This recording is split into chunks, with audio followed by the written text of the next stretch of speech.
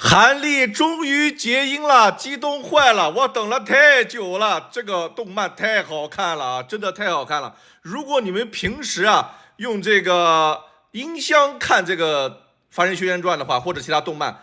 我可以给你们推荐一下，你们可以尝试